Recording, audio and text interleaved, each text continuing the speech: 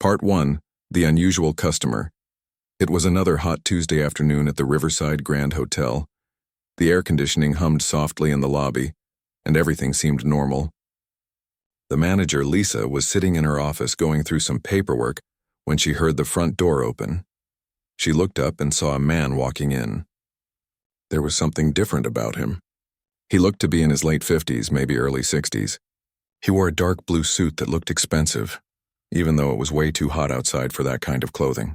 Most people who came to the hotel during summer wore casual clothes, comfortable shirts, and light pants. But not this man. He walked straight to the front desk with purpose, like he knew exactly what he wanted. He carried only a small leather briefcase, no luggage cart, no big suitcase. Just that one briefcase. Lisa found that odd. Most guests came with at least one big bag, especially if they were planning to stay for more than a day or two. The young woman at the front desk, Katie, greeted him with her usual friendly smile. "Good afternoon, sir. Welcome to Riverside Grand. Do you have a reservation?" The man nodded. "Yes, under the name Robert Chen." Katie typed on her computer, her fingers moving quickly across the keyboard. "Ah, yes, Mr. Chen. I see you'll be staying with us for 5 nights. Is that correct?" "That's correct," he replied. His voice was calm but serious. There was no warmth in it, no casual friendliness that most guests had when they checked in. He sounded like he was there for business, important business. Katie continued with the usual check-in process, asking for his ID and credit card. Everything was going smoothly until Mr. Chen said something that made Katie pause. "I'd like to make a special arrangement," he said, placing both hands on the counter. "I want to personally review every single charge on my bill. Every meal, every service, every tax, everything. And I'll calculate it all myself." Katie blinked, not sure she heard him correctly. "I'm sorry, sir. Could you repeat that?" Mr. Chen didn't smile. His face remained completely serious. "I will check every charge on my bill. If your staff finds even one error in my calculations, I will pay double. Double the entire cost of my stay." Katie let out a nervous laugh. She thought he might be joking. Guests sometimes made funny comments during check-in, but when she looked at Mr. Chen's face, she realized he wasn't joking at all. He was completely serious. "Oh, I see," Katie stammered. "Well, sir, I'm sure our billing system is very accurate. We have computerized systems that—" "I'm not questioning your systems," Mr. Chen interrupted gently but firmly. "I'm making an offer. Find one error in my math and I pay double. That's all." Katie didn't know what to say. She glanced toward Lisa's office, hoping her manager had seen or heard this strange conversation. Lisa had indeed been watching through her office window. She stood up and walked out to the front desk. "Is everything all right here?" Lisa asked with a professional smile. Katie looked relieved to see her manager. "Yes, this is Mr. Chen. He's just checking in and he made, an interesting request." Mr. Chen turned to face Lisa. For a moment their eyes met and Lisa felt something she couldn't quite explain. It wasn't fear, but it wasn't comfort either.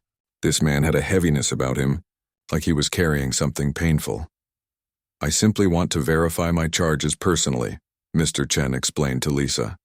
"If your staff finds any error in my calculations, I'll pay double my bill. That's my offer." Lisa had been managing this hotel for 7 years. She'd dealt with all kinds of guests. Angry guests, happy guests, demanding guests, easygoing guests. But she'd never met anyone quite like this. "That's a very unusual request, Mr. Chen," Lisa said carefully. "But if that's what you'd like to do, we certainly won't stop you. Our billing is transparent and you're welcome to review everything." Mr. Chen gave a small nod. "Thank you." Katie finished the check-in process and handed Mr. Chen his room key card. "You're in room 412, 4th floor. The elevators are just around the corner. If you need anything, please don't hesitate to call the front desk." "I won't need anything," Mr. Chen said, taking the key card. He picked up his briefcase and walked toward the elevators without another word. After he disappeared around the corner, Katie turned to Lisa with wide eyes. "That was weird, right? I'm not crazy? That was really weird." Lisa nodded slowly, still staring at the spot where Mr. Chen had been standing. "Yes, Katie, that was definitely unusual. Do you think he's some kind of inspector?" Katie asked. "Like maybe he works for a review company or something?" "Maybe," Lisa said, but she didn't really believe that. Inspectors usually tried to blend in, to experience the hotel like a normal guest. They didn't announce their intentions at check-in. No, this was something else. Something more personal. The rest of the afternoon passed normally. Other guests checked in and out. The phone rang with reservation requests. The housekeeping staff changed linens and cleaned rooms. Everything was routine. But Lisa couldn't stop thinking about Mr. Chen. She went back to her office and looked up his reservation in the computer system. He'd booked directly through their website, not through a travel agency or discount site. He'd paid in advance for all 5 nights. Nothing seemed suspicious or unusual about the booking itself. Around 6 in the evening, Lisa was walking through the lobby when she saw Mr. Chen again. He'd changed out of his suit and was now wearing dark slacks and a plain white shirt. He was sitting in one of the lobby chairs with a small notebook and a pen. As Lisa watched, he seemed to be writing something very carefully, very precisely. She decided to walk past him on her way to check something at the front desk.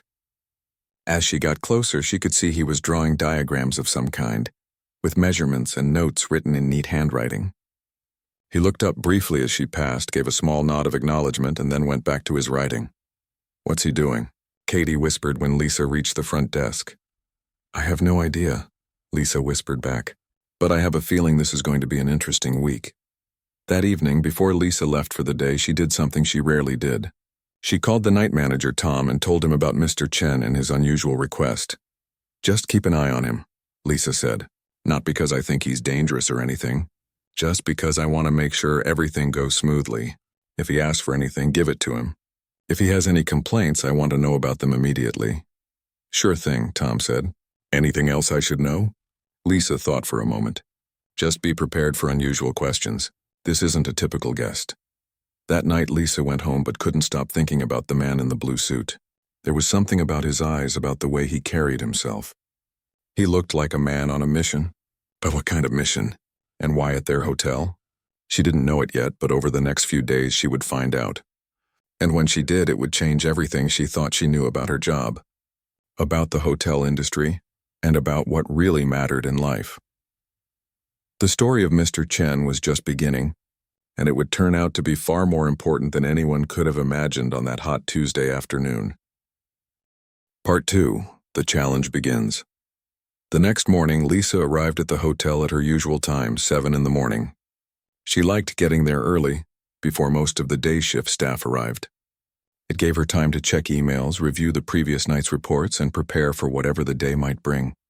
Tom, the night manager, was still at the front desk finishing his shift paperwork. He looked up when Lisa walked in and gave her a knowing look. "So, your special guest," Tom said, raising his eyebrows. "Mr. Chen, what about him?" Lisa asked, setting down her coffee cup.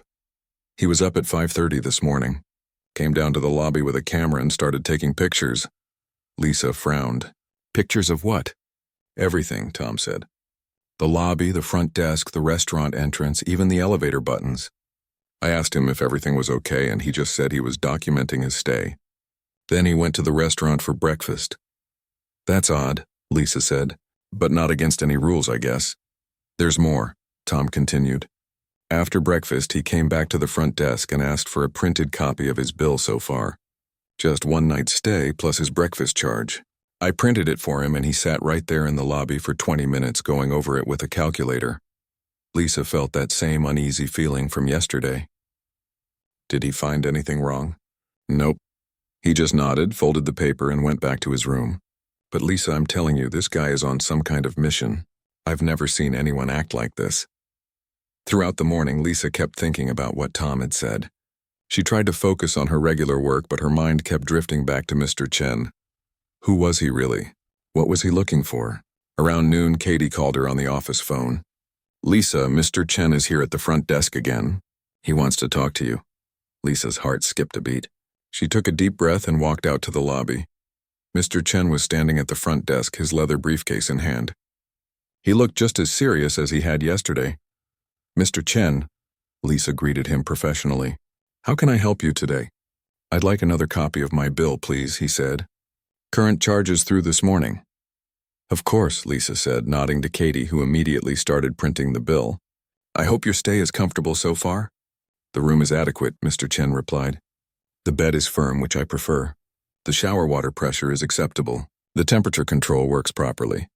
It was such an unusual way to describe a hotel room. Most guests said things like nice room or very comfortable. But Mr. Chen talked like he was writing a technical report.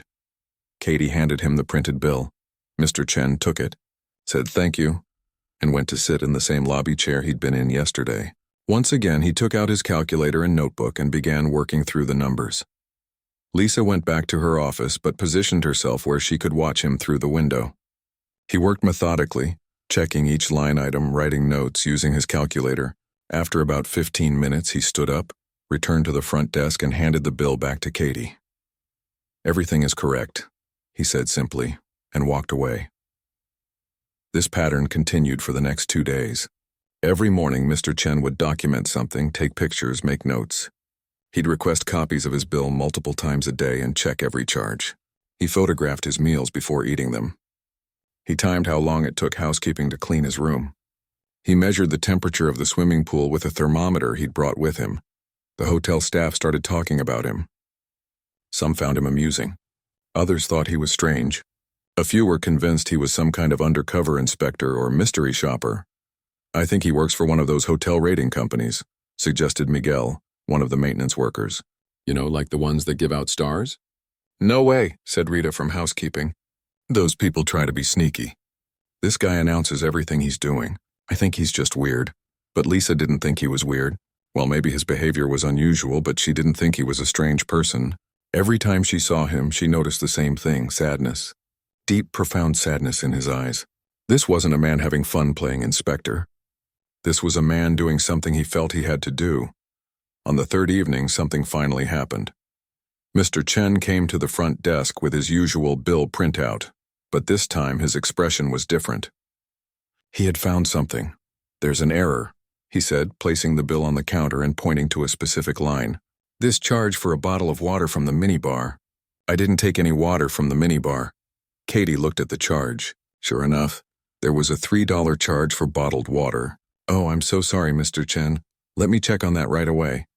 She called up to housekeeping and asked them to check the minibar in room 412. 5 minutes later, housekeeping called back. The water bottle was still there, unopened.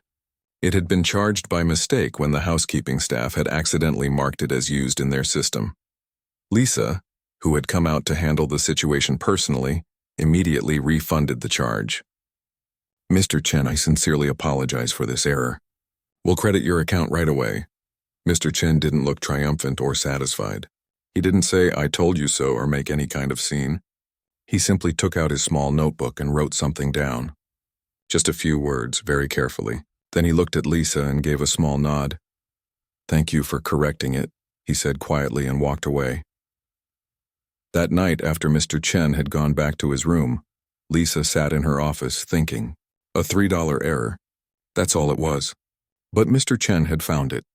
He'd been right to check, right to document everything. How many other small errors happened every day that guests never noticed? How many times had the hotel accidentally charged someone for something they didn't use? Lisa decided to do some digging. She pulled up the hotel's records for the past month and started looking at minibar charges. What she found surprised her. There were at least a dozen cases where guests had disputed minibar charges, claiming they hadn't used items that appeared on their bills. The hotel had always apologized and refunded the money, chalking it up to housekeeping mistakes or computer glitches. But what if it was more than just random mistakes? What if there was a pattern? She spent the next hour looking deeper into the billing system. She checked restaurant charges, room service charges, tax calculations, everything. Most of it looked fine. But there was something about the tax calculations that seemed slightly off. She couldn't quite put her finger on it, but the numbers didn't feel right.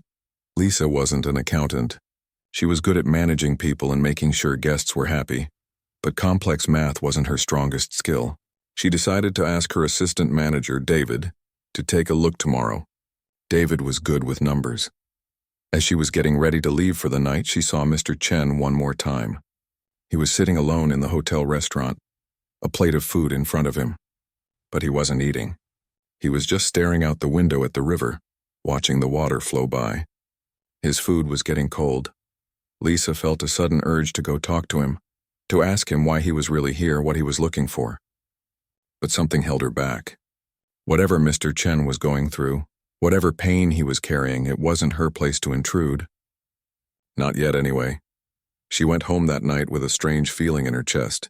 Something was happening at her hotel, something important, and somehow Mr. Chen was at the center of it. In the days to come, she would discover just how right she was and just how much this quiet, sad man would change everything. Part 3. A pattern emerges.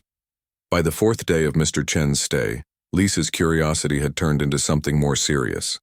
She couldn't shake the feeling that there was more to this man's story than just being careful about hotel bills. During her lunch break, she did something she'd never done before. She started searching online for information about Robert Chen. At first, she found nothing unusual. There were thousands of people with that name. But then she tried adding hotel to her search. That's when things got interesting. She found a small news article from about 6 months ago.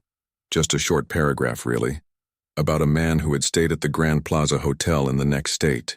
The article mentioned that a guest named Robert Chen had helped the hotel discover a billing error that had been overcharging customers. Lisa's pulse quickened. She searched for more. Over the next hour, she found similar mentions from other hotels.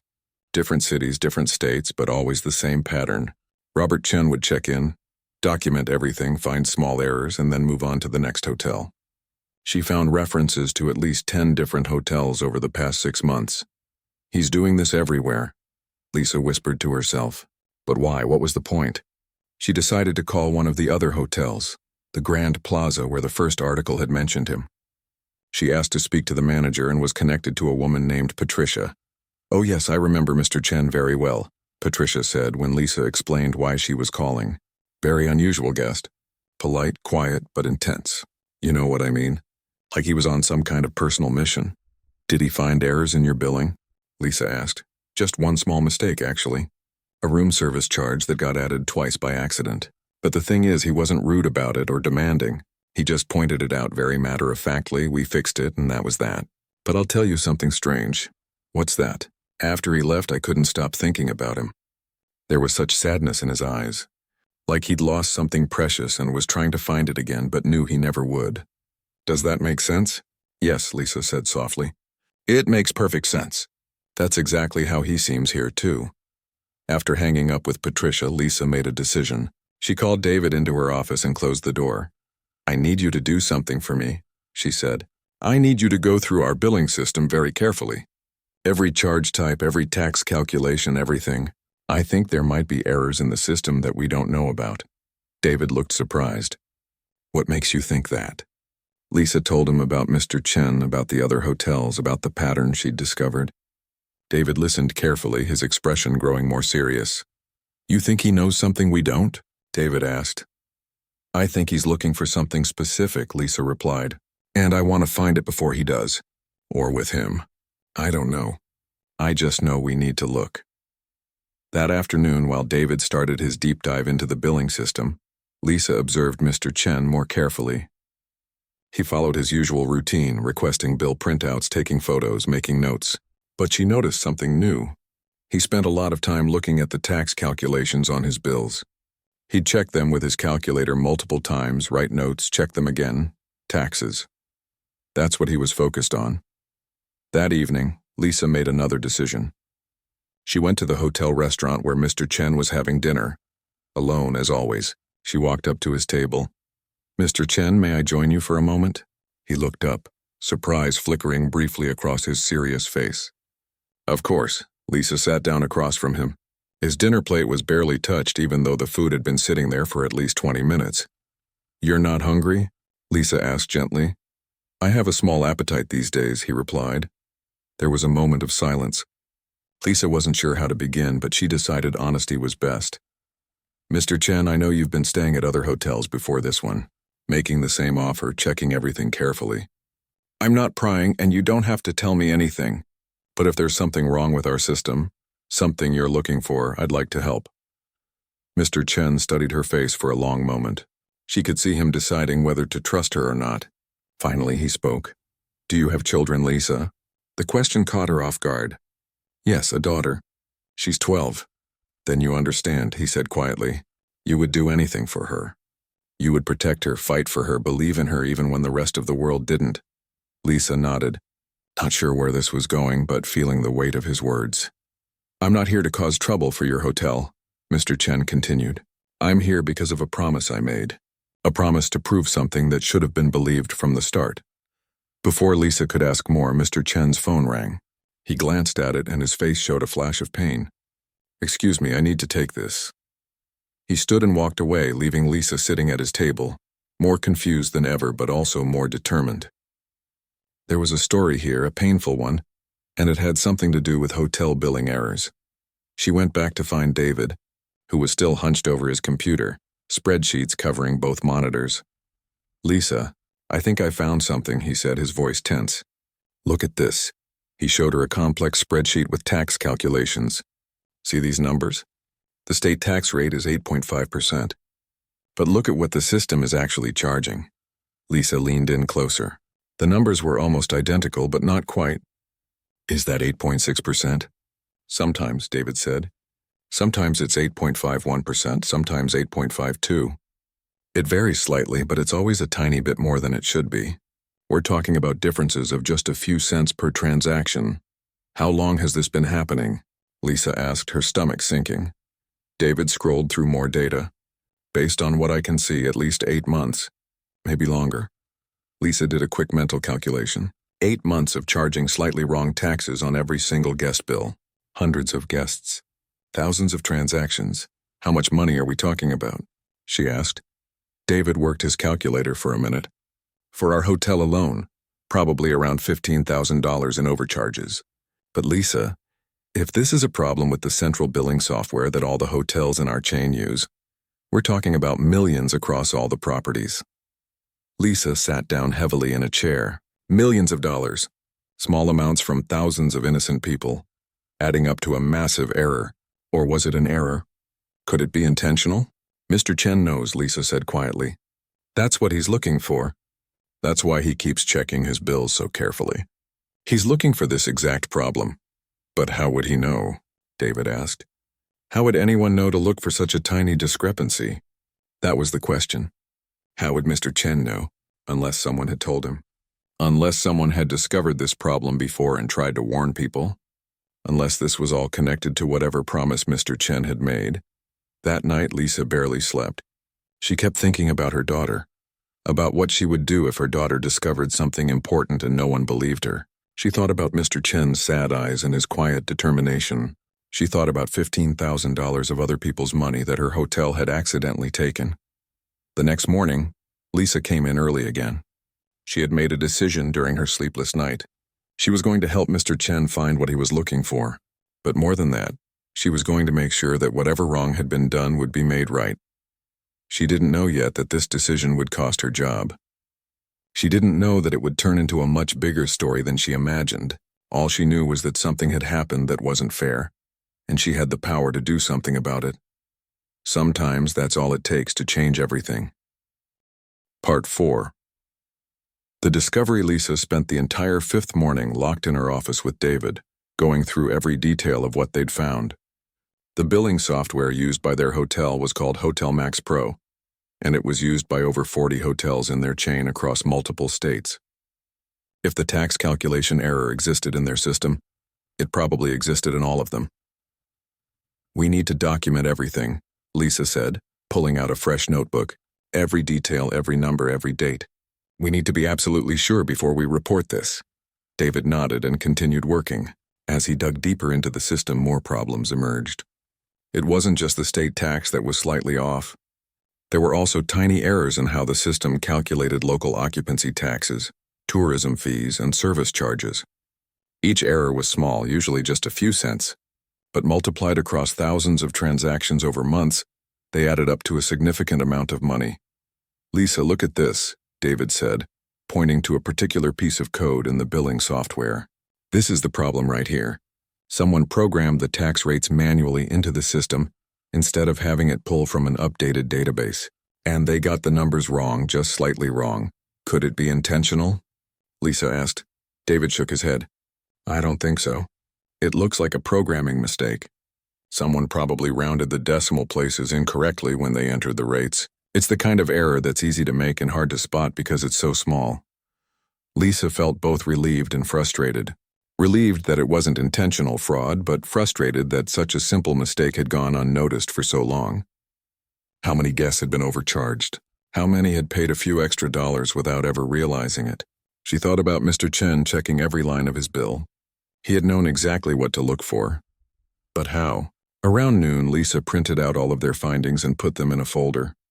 She organized everything clearly. The error in the code, examples of overcharges, calculations of the total amount, dates showing how long it had been happening. Then she did something that made her hands shake with nervousness. She called the corporate office. The regional director, Mr. Williams, answered on the third ring. Lisa had met him maybe twice in the 7 years she'd worked at the hotel. He was known for being stern and focused on profits. Mr. Williams, this is Lisa from the Riverside Grand Hotel. I need to report a serious problem with our billing system. There was a pause. What kind of problem? Lisa explained everything as clearly as she could. The tax calculation errors, how long they'd been happening, how much money was involved. She could hear Mr. Williams typing on his computer as she talked. "And you're certain about these numbers?" he asked when she finished. "Completely certain. My assistant manager and I have spent hours verifying everything. We have all the documentation ready to send to you." Another pause, longer this time. "Lisa, do you understand what you're suggesting? That we've been overcharging our guests? Do you know what kind of liability that creates? What kind of negative publicity?" "Yes, sir, I understand. But it's the truth. And we have an obligation to fix it. How did you discover this? Did a guest complain?" Lisa hesitated. She didn't want to bring Mr. Chen into it yet. Not until she understood more of his story. "We were doing a routine audit and noticed some discrepancies." "I see." Mr. Williams didn't sound convinced, but he also didn't sound angry. "Just tired. Send me everything you have. I'll need to discuss this with legal and accounting. And Lisa, don't mention this to anyone else. Not staff, not guest, nobody. Understood?" "Yes, sir." After hanging up, Lisa felt both accomplished and worried. She'd done the right thing by reporting it. But Mr. Williams's reaction hadn't been what she'd hoped for. He seemed more concerned about liability and publicity than about making things right. That afternoon, Mr. Chen came to the front desk for his daily bill review. It was his last full day at the hotel. He was checking out tomorrow morning. Lisa decided it was time to talk to him properly. She approached him in the lobby where he was doing his usual calculations. "Mr. Chen, could I speak with you privately?" "In my office?" He looked up at her, and for a moment she saw surprise in his eyes. Then he nodded. Of course. Once they were in her office with the door closed, Lisa didn't waste time. She opened the folder and showed him what they'd found. "The tax calculations," she said. "They've been wrong for months. Small amounts, but wrong. You knew this was here, didn't you? That's what you've been looking for." Mr. Chen stared at the papers for a long time. When he finally looked up at Lisa, his eyes were filled with tears. He didn't try to hide them.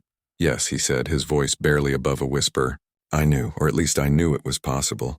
I've been looking for this at every hotel I visited." "But how did you know?" Lisa asked gently.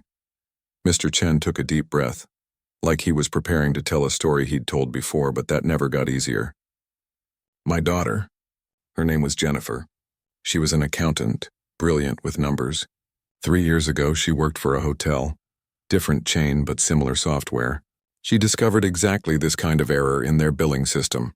Lisa sat down, sensing that something important was about to be shared. "Jennifer was so excited when she found it," Mr. Chen continued, his voice thick with emotion. "She thought she was doing a good thing.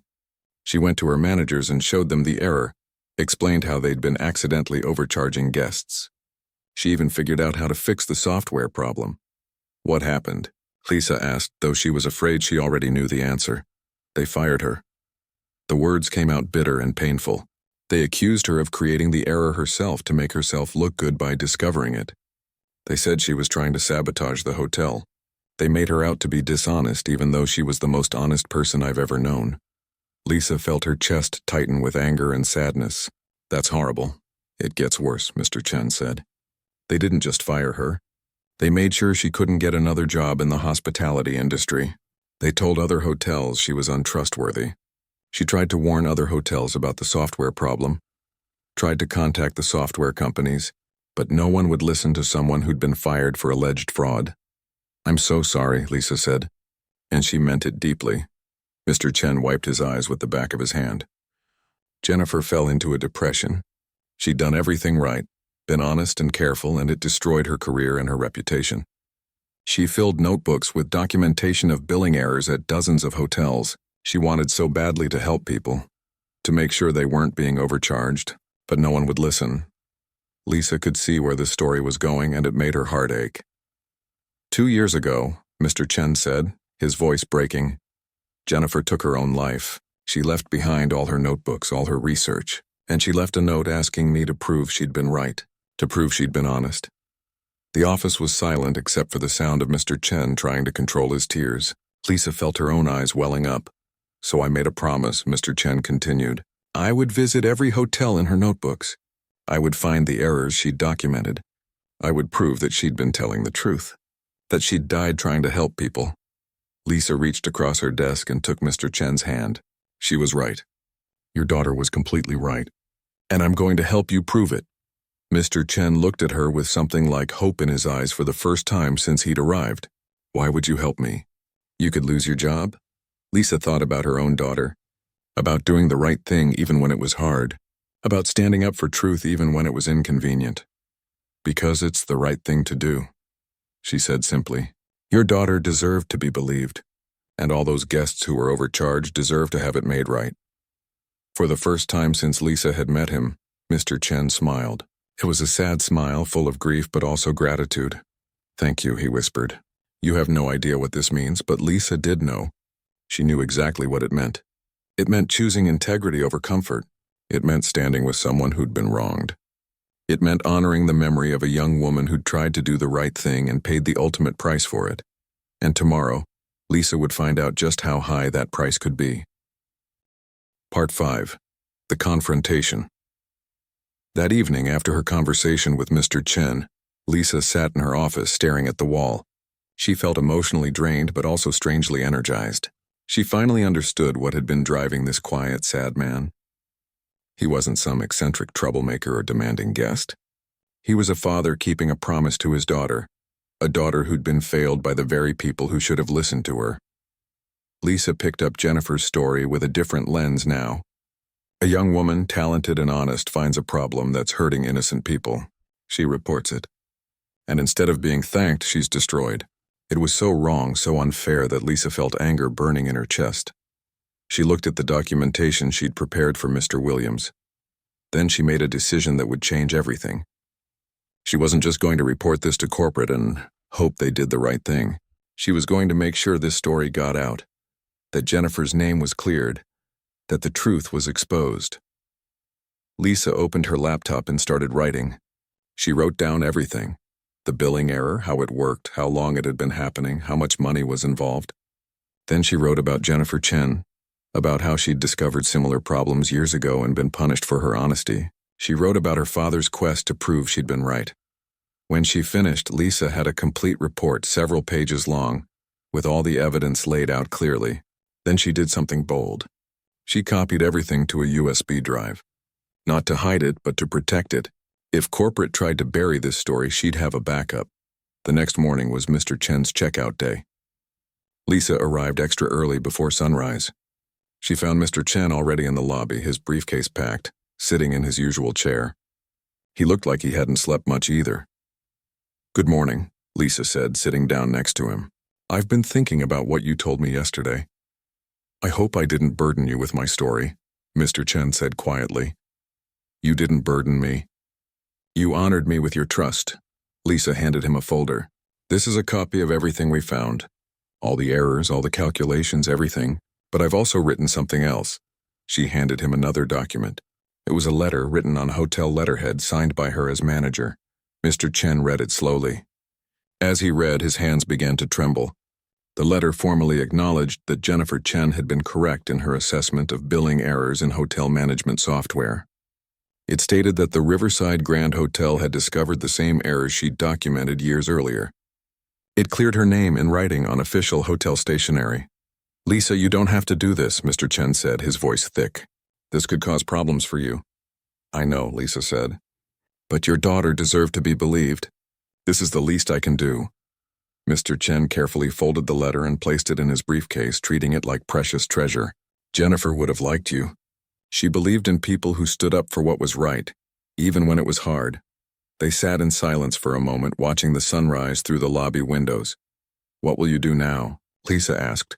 There are still 12 hotels left on Jennifer's list, Mr. Chen said. I'll visit each one. Show them this letter. Show them the evidence. Some might listen, some might not. But at least I can say I tried. Lisa nodded. Then she told him about her plan. I'm not going to let this get buried. I'm going to contact a journalist I know who covers consumer protection issues. I'm going to make sure this story gets told properly. Not just about the billing errors, but about Jennifer, about what happened to her. Mr. Chen looked at her with wide eyes. Lisa, you could lose your job for this. Probably, Lisa agreed. But some things are more important than a job. Your daughter tried to protect people and she was punished for it. I'm not going to let that stand. I'm not going to let her be forgotten or dismissed. Before Mr. Chen could respond, Lisa's phone rang. It was Mr. Williams, the regional director. Her heart sank. It was only 7 a.m. This couldn't be good. Lisa, we need to talk now. His voice was cold and formal. I'm with a guest, sir. Can I call you back in 30 minutes? No, this can't wait. I'll be at your hotel in 2 hours. Don't go anywhere.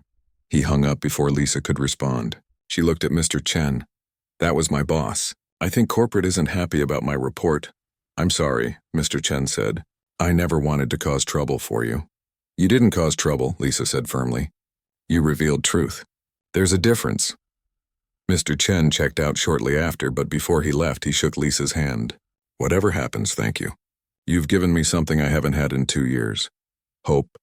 Hope that people can be decent, that truth can matter, that my daughter's memory can be honored. Your daughter sounds like she was an amazing person, Lisa said. I wish I could have met her. She would have been 32 this year, Mr. Chen said softly. She loved math because she said numbers don't lie. They're honest and pure. She wanted to use that honesty to help people. After Mr. Chen left, Lisa prepared for Mr. Williams's arrival. She made copies of all her documentation. She called David and told him what was happening. Then she called her husband. I might not have a job by the end of today, she told him. What happened? He asked, concerned. She explained everything. When she finished, her husband was quiet for a moment. Then he said, I'm proud of you. Whatever happens, I'm proud of you. Those words gave Lisa strength. She'd need it. Mr. Williams arrived exactly 2 hours later, just as he'd said. He wasn't alone. He brought the company's lawyer, a sharp-faced woman in an expensive suit who carried a briefcase and wore an expression that said she'd seen every trick in the book. They sat in Lisa's office. Mr. Williams didn't waste time with pleasantries. Lisa, do you understand the position you've put this company in? He began. You've documented evidence that we've been overcharging guests. Do you know what kind of lawsuits this could generate? What kind of damage to our reputation? I documented evidence of the truth, Lisa said calmly. What you do with that truth is your choice. But hiding it is the wrong choice. The lawyer spoke up. Ms. Lisa, we appreciate your diligence. However, this is a complex legal matter. You should have waited for corporate to investigate before compiling such detailed records. Why? Lisa asked. So you could make it disappear? So you could cover it up? Nobody's covering anything up, Mr. Williams said. But he didn't look her in the eye when he said it. We're handling this appropriately through proper channels. Appropriately? Lisa felt her anger rising. Do you know why I found this error? Because a man stayed at our hotel who'd been looking for it. A man whose daughter discovered the same error 3 years ago and was fired for it. Whose daughter took her own life because no one would believe her. That's what happens when companies handle things appropriately. The lawyer's expression didn't change, but Mr. Williams looked uncomfortable. I've prepared a comprehensive report, Lisa continued. It includes the billing errors, how to fix them, and how to refund affected guests. It's the right thing to do, but I have a feeling you're not here to discuss doing the right thing. You're here to fire me.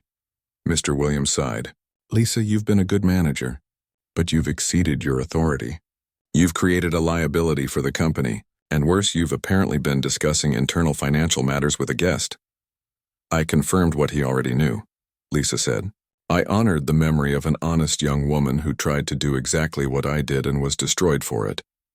Nevertheless, the lawyer said, pulling papers from her briefcase. "We're going to have to let you go. Effective immediately, you'll receive 2 months severance pay, and we'll need you to sign this non-disclosure agreement." Lisa looked at the papers. They were offering her money to stay quiet, to not talk about the billing errors or Jennifer or any of it. She pushed the papers back across the desk. "No, excuse me." The lawyer said, "No, I'm not signing that. I'm not staying quiet. Fire me if you want, but you can't silence me." Mr. Williams looked pained. "Lisa, don't make this harder than it has to be. The only thing that's hard here is watching you choose money over integrity," Lisa said. She stood up. "I'm going to pack my desk now, and then I'm going to tell this story to anyone who'll listen, not to hurt the company, but to make sure Jennifer Chen's name is cleared and that guests get refunded the money they're owed." As she walked out of her own office for the last time, Lisa felt surprisingly light. She'd lost her job, yes, but she'd kept her integrity. And somehow that felt worth more. Part 6. The truth revealed. Lisa packed her personal belongings from her office in a cardboard box.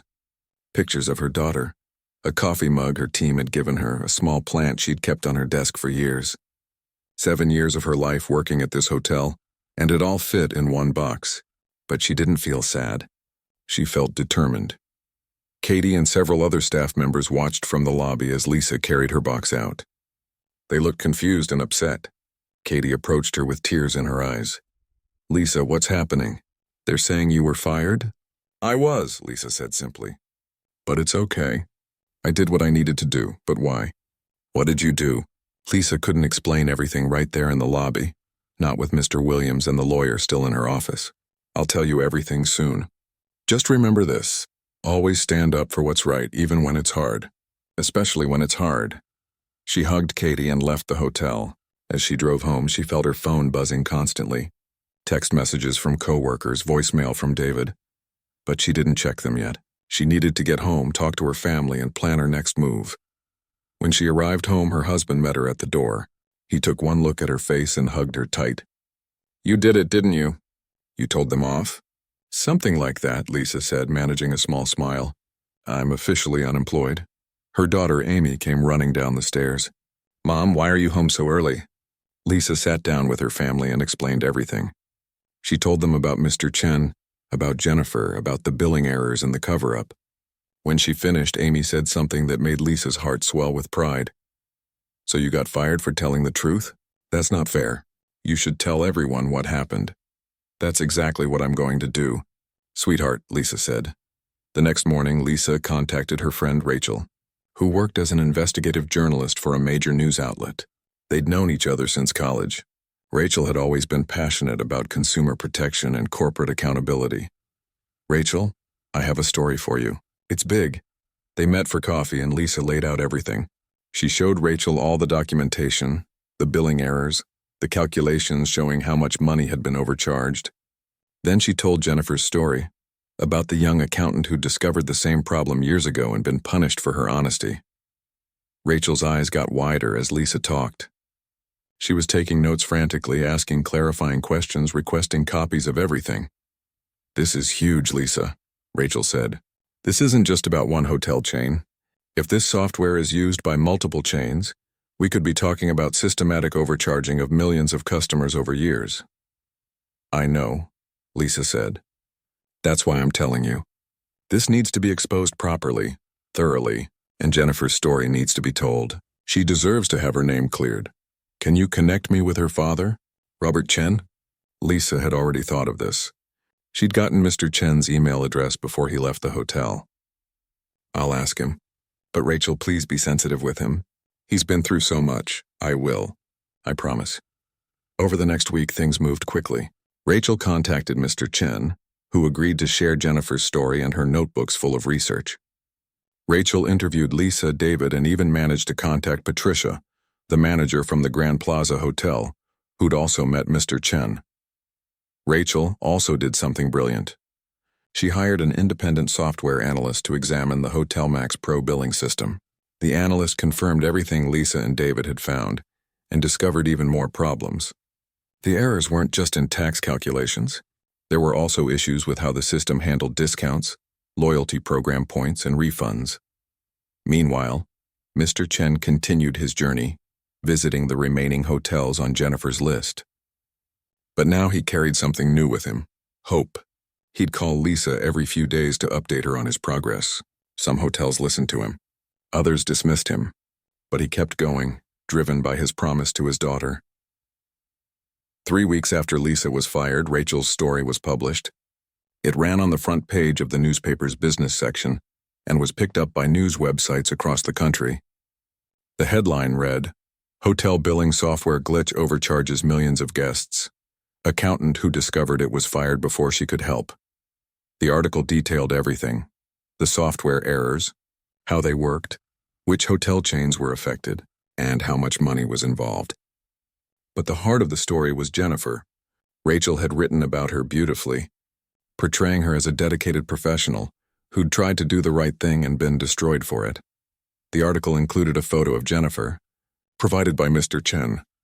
She had kind eyes and a bright smile. She looked like someone who believed in the goodness of people, someone who thought honesty would be rewarded.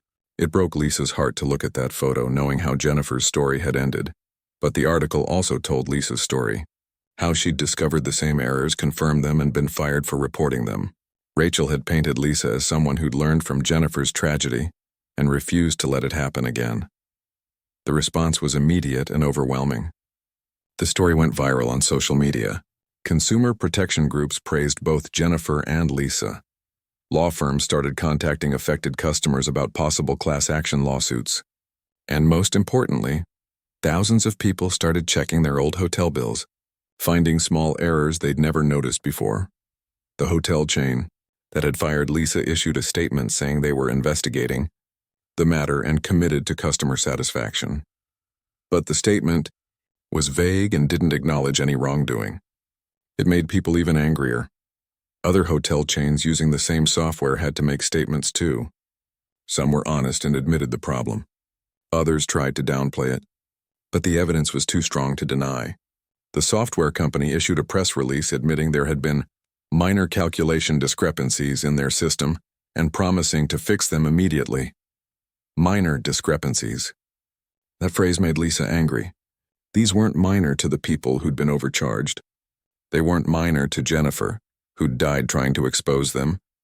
But something wonderful started happening too. People who'd known Jennifer began reaching out to Mr. Chen. Former co-workers, college friends, professors who'd taught her. They all had stories about how smart she was, how kind, how dedicated to doing things right. Mr. Chen collected these stories like precious gems, proof that his daughter had been valued and loved, even if the company that fired her hadn't seen her worth.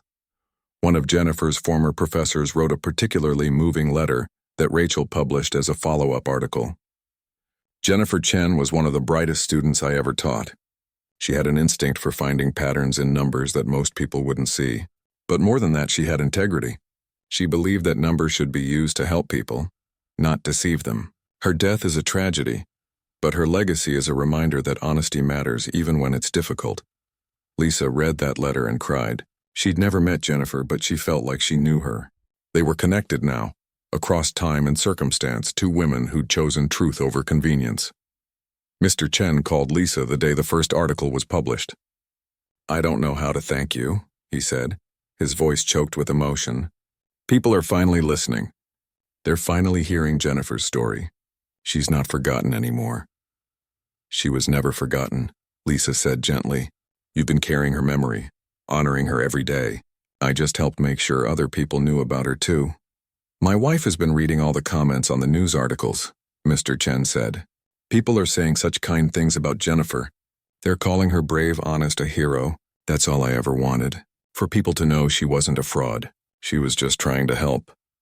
Lisa felt tears running down her cheeks. She was trying to help. And now, because of everything you've done, thousands of people are going to get refunds for money they shouldn't have been charged. That's Jennifer's legacy. She did help people, just not in the way she expected. After the call, Lisa sat in her home office staring at her computer screen. She was unemployed, uncertain about her future, but she also felt something she hadn't felt in a long time. Pride. Real, deep pride in doing something that mattered. Her daughter Amy came into the room. "Mom, my teacher asked if you could come talk to our class about standing up for what's right." She saw the news article about you. Lisa smiled. I'd love to. Mom? Amy said, I'm proud of you. You lost your job, but you helped people. That's more important, right? Lisa pulled her daughter into a hug. Yes, sweetheart. That's exactly right. Some things are more important than jobs or money. Things like truth and honor, and making sure people who can't stand up for themselves are protected. Like Jennifer, Amy said. Like Jennifer, Lisa agreed. The next few weeks would bring more changes, more challenges, but Lisa knew she'd made the right choice. She'd chosen to honor a young woman she'd never met, to help clear the name of someone who'd been wronged. And in doing so, she'd become part of a story that was bigger than herself, a story about integrity and the courage to speak truth, even when it costs you everything. Jennifer's story was finally being told, and Lisa had helped make sure it was told right. Part 7. The manager's decision. 2 months after the story broke, Lisa sat in a coffee shop preparing for a job interview. She'd applied for a position with a consumer protection organization that had reached out to her after reading about her story. They wanted someone with inside knowledge of how businesses operated, someone who'd proven they'd choose integrity over personal gain. But before the interview, Lisa had received an unexpected phone call. It was from a lawyer, but not the kind she'd been expecting. This lawyer represented several consumer advocacy groups who were filing a massive class action lawsuit against the hotel chains and the software company. They wanted Lisa to testify. We need someone who can explain how the system worked from the inside, the lawyer had explained. Someone who discovered the problem, documented it, and can speak to how the companies reacted. Your testimony could be crucial, Lisa had agreed immediately. This was a chance to make sure that what happened to Jennifer never happened to anyone else. This was a chance to force real change in the industry. Now, sitting in the coffee shop, she reviewed the notes she'd prepared for the interview when her phone rang. It was Mr. Chen. Lisa, I have news, he said, and she could hear excitement in his voice for the first time since she'd known him. I just visited the last hotel on Jennifer's list. The manager there actually listened. She found the same errors we'd found and reported them to her corporate office. But more than that, she's implementing new policies. She's creating a system where employees can report problems without fear of retaliation. That's wonderful, Lisa said, genuinely happy. There's more, Mr. Chen continued. I've been contacted by a hospitality industry association. They want to create new ethical guidelines for how hotels handle employee reports of billing or accounting issues. They're calling it the Jennifer Chen Protocol. They want me to help develop it. Lisa felt goosebumps on her arms. Jennifer's name would now be associated with protecting whistleblowers in the hotel industry. Her death wouldn't be meaningless. It would become a catalyst for change. Mr. Chen, that's incredible. Jennifer would be so proud. I'd like you to help too, Mr. Chen said. You understand the practical side of hotel management. You know what kind of protections would actually work. Will you help me? Lisa didn't hesitate. Yes, absolutely yes. After hanging up, Lisa realized her life had changed in ways she never could have predicted. 2 months ago, she'd been a hotel manager worried about maintaining good reviews and keeping rooms full. Now she was becoming an advocate for transparency and employee protection, all because she'd chosen to believe a sad man with a calculator and a promise to his daughter. The interview went well. The Consumer Protection Organization offered her a job on the spot, with a salary even better than what she'd been making at the hotel. But more importantly, the work would matter. She'd be helping protect consumers, investigating corporate wrongdoing, and supporting other whistleblowers who found themselves in situations like Jennifer's. That evening, Lisa had dinner with her family. Amy wanted to hear all about the job offer and the lawsuit and Mr. Chen's news about the Jennifer Chen Protocol. So Jennifer's name is going to help other people now? Amy asked. Yes, Lisa said. When employees discover problems at their companies, they'll have protection. They won't be able to be fired just for telling the truth. That's what the protocol will do. That's good, Amy said thoughtfully. But it's sad that Jennifer had to die for it to happen. Lisa's husband reached over and squeezed her hand. That's why your mom did what she did. So Jennifer's death wouldn't be for nothing. So something good could come from something tragic. Amy looked at her mom with serious eyes. When I grow up, I want to be like you. Someone who stands up for what's right. Lisa felt tears threatening but held them back. You already are like that, sweetheart. You already are. The next few months were busy. Lisa started her new job, which she loved. She worked on developing the Jennifer Chen protocol with Mr. Chen and a team of industry experts. She gave her testimony in the class action lawsuit, clearly and confidently explaining how the billing errors had worked and how the hotel chain had reacted when she reported them. The lawsuit eventually settled for over $4 million. Every customer who'd been overcharged would receive a refund plus interest. The software company had to fix their billing system and implement better quality control. The hotel chains had to establish clear whistleblower protection policies. But more importantly, the case set a precedent. Other companies started taking employee reports more seriously, afraid of facing similar lawsuits if they retaliated against honest workers.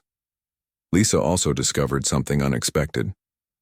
Katie, the young woman who'd been working at the front desk when Mr. Chen checked in, had been inspired by Lisa's story.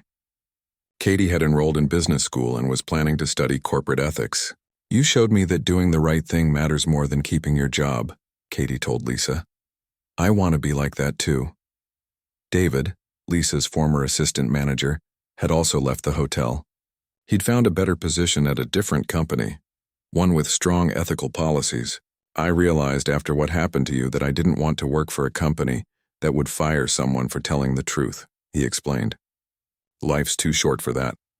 The ripple effects of that one decision, Lisa's choice to help Mr. Chen and honor Jennifer's memory, kept spreading outward in ways she never anticipated. 6 months after the story first broke, there was a ceremony to officially launch the Jennifer Chen protocol.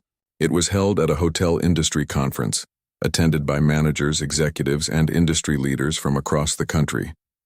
Mr. Chen was there, looking more peaceful than Lisa had ever seen him. His wife was with him, a quiet woman with kind eyes who hugged Lisa like they were old friends. "Thank you for believing in our daughter," she whispered. "Thank you for making sure she wasn't forgotten." Lisa spoke at the ceremony, telling the story of how she'd met Mr. Chen, how she'd discovered what Jennifer had tried to do, and why she'd made the choice to report the billing errors even knowing it would cost her job. "Jennifer Chen tried to protect people," Lisa said into the microphone, her voice steady and clear. "She tried to make sure customers were treated fairly. She tried to do her job with integrity, and she was punished for it. We can't bring Jennifer back, but we can make sure no other honest employee is destroyed for doing the right thing. That's what this protocol is about. That's Jennifer's legacy." The audience applauded, but more importantly, they listened. These were people with power in the industry, people who could actually implement change, and they were committing to it right there in that room. After the ceremony, a young woman approached Lisa. She looked nervous but determined. "Ms. Lisa, I work in hotel accounting, and I think I found some billing errors at my property. I've been scared to report them because of what happened to Jennifer Chen, but hearing you speak today, I realize I have to. The protocol will protect me, right?" Lisa smiled and took the woman's hand. "Yes, it will. And I'll help you if you need it. You're doing the right thing." That moment, more than anything else, made Lisa realize why all of this had mattered. One person speaking up could change things. One person choosing truth over convenience could inspire others. Jennifer had tried to be that person and been silenced, but her father had kept her voice alive, and Lisa had amplified it. Now that voice was echoing through an entire industry, creating change, protecting people, making things better. As Lisa drove home that evening, she thought about all the twists and turns that had led to this moment.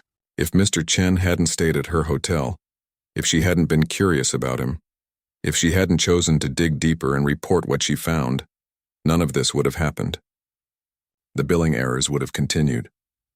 Jennifer's name would have remained associated with dishonesty. Other employees would have stayed silent rather than risk their careers. But instead, something beautiful had emerged from tragedy. Truth had prevailed. Justice, delayed but not denied, had finally been served. Lisa pulled into her driveway and saw her daughter through the window, doing homework at the kitchen table. Amy looked up and waved. Lisa waved back, feeling grateful for her family, for her new job, for the opportunity to have been part of something that mattered.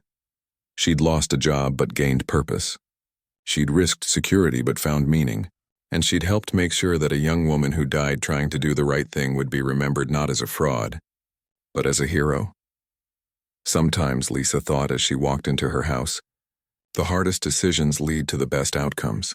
Not always in ways you expect and not always immediately, but eventually, choosing what's right over what's easy creates something better than you could have imagined. Jennifer Chen had taught her that. And Lisa would spend the rest of her career making sure other people learned it too. Part 8. Justice and Redemption. 1 year after Lisa first met Mr. Chen in the lobby of the Riverside Grand Hotel, she received an invitation in the mail. It was elegant, printed on heavy cream-colored paper with gold lettering. The message made her cry happy tears. You are cordially invited to the first annual Jennifer Chen Memorial Scholarship Award ceremony. This scholarship has been established to honor young people who demonstrate exceptional integrity and commitment to ethical business practices. The ceremony was being held at a university where Jennifer had once studied. Mr. Chen had worked with the business school to create a full scholarship for students who showed promise in accounting or business ethics. The first recipient would be announced at this ceremony. Lisa showed the invitation to her family at dinner that evening. Her husband smiled proudly. You helped make this happen, he said. You and Mr. Chen turned tragedy into something that will help young people for years to come. Can I come to the ceremony? Amy asked. I want to see what happens when people do good things. Of course you can come, Lisa said, hugging her daughter. I want you to see this too. The weeks leading up to the ceremony were busy. Lisa's work at the Consumer Protection Organization had been going incredibly well. She'd helped expose 2 more cases of corporate misconduct and had become a sought-after speaker on the topic of whistleblower protection. Several universities had invited her to give lectures, and she'd been featured in multiple news articles about business ethics. But nothing felt as important as this scholarship ceremony. This was about Jennifer, about making sure her name was associated with goodness and honor, not with the false accusations that had destroyed her career and her life. Mr. Chen had stayed in touch with Lisa throughout the year. They'd become friends, connected by the strange circumstances that had brought them together. He'd told her stories about Jennifer as a child, how she'd loved puzzles and always wanted to figure out how things worked, how she'd been honest to a fault, unable to even tell small white lies because they made her uncomfortable. She was too good for this world, Mr. Chen had said once sadly. Too honest, too trusting. She believed that if you did the right thing, good things would happen to you. Life taught her that wasn't always true, but she was right in the end, Lisa had replied. Good things did come from her honesty, just not in her lifetime. That's the tragedy, but her legacy is helping people now. That matters. The day of the ceremony arrived. It was a beautiful spring afternoon, the kind of day that felt full of possibilities. Lisa, her husband, and Amy drove to the university campus together. The ceremony was being held in a large auditorium that was already filling with people when they arrived. Lisa spotted Mr. Chen near the stage. He looked different than he had a year ago. The heavy sadness that had weighed him down was still there. She could see it in his eyes, but there was also something else now. Peace, maybe. Or acceptance. He'd kept his promise to his daughter. He'd proven she'd been right. Now he was making sure her name would inspire future generations. Mr. Chen's wife was with him, and so were several other people Lisa didn't recognize. When Mr. Chen saw Lisa, his face lit up with genuine warmth. He came over and hugged her. Thank you for coming, he said. This means everything to me. You being here after everything you did to help clear Jennifer's name. I wouldn't miss this for anything, Lisa said. Mr. Chen introduced Lisa to the other people. They were Jennifer's former college roommate, her favorite professor, and a friend from high school. Each of them had stories about Jennifer, about her kindness, her intelligence, her unwavering commitment to doing things right. Jennifer once spent 3 hours helping me understand an accounting concept before a big exam, her roommate said. She could have been studying for her own exam, but she said she couldn't let me fail when she had the knowledge to help. That was just who she was. The ceremony began. The dean of the business school spoke about the importance of ethics in business education. A representative from the hospitality industry talked about the Jennifer Chen protocol and how it was changing the way companies handled employee reports of misconduct. Several students gave presentations about ethics case studies. Then it was time to announce the scholarship recipient. The dean returned to the stage with an envelope. This scholarship is awarded to a student who demonstrates not just academic excellence, but true integrity. Someone who, like Jennifer Chen, believes that business should be conducted honestly and that protecting people is more important than protecting profits. The auditorium went quiet. Everyone leaned forward in their seats. This year's Jennifer Chen Memorial Scholarship recipient is Maria Rodriguez, the dean announced. A young woman stood up from the audience, tears streaming down her face. She walked to the stage on shaky legs. She looked to be about 20 years old, with long dark hair and a bright, honest smile.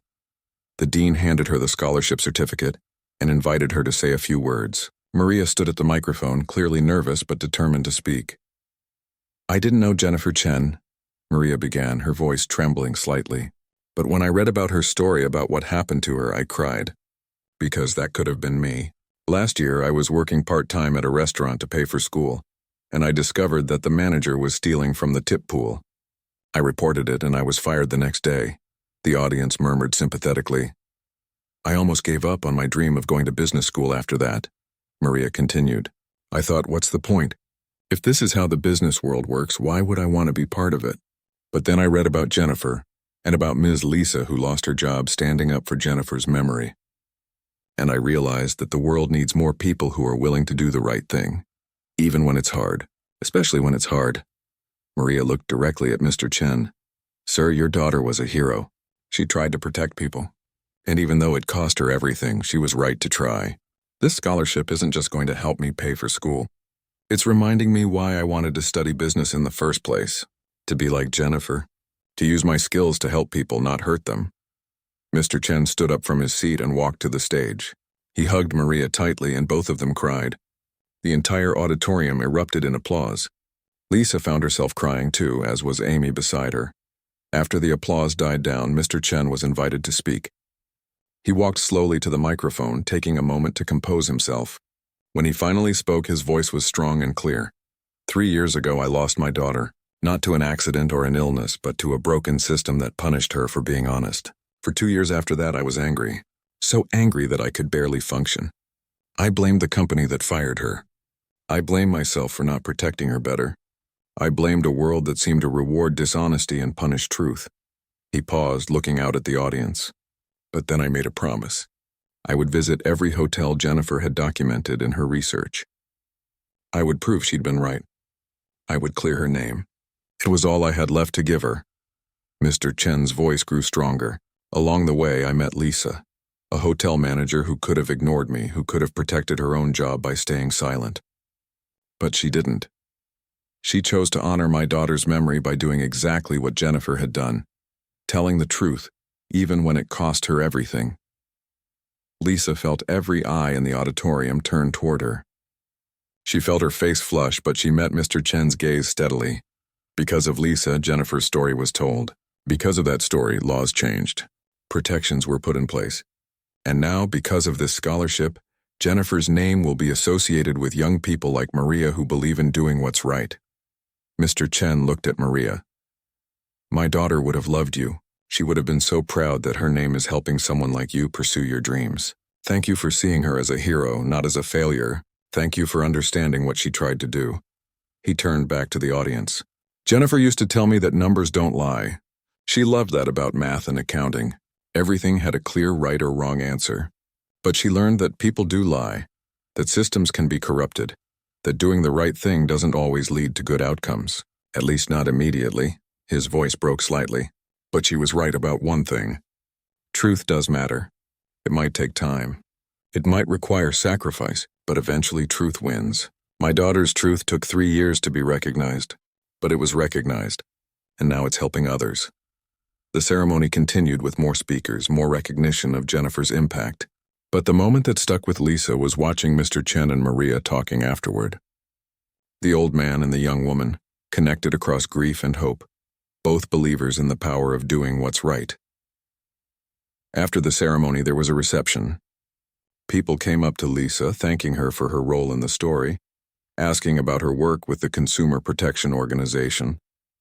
Several students asked for her advice about handling ethical dilemmas in their future careers. One young man, a business major, asked her, "But wasn't it scary, knowing you'd lose your job? How did you decide it was worth it?" Lisa thought about her answer carefully. "Yes, it was scary. I have a family to support. I needed that job, but I kept thinking about Jennifer, about how she'd tried to do the same thing I was doing and nobody had stood with her.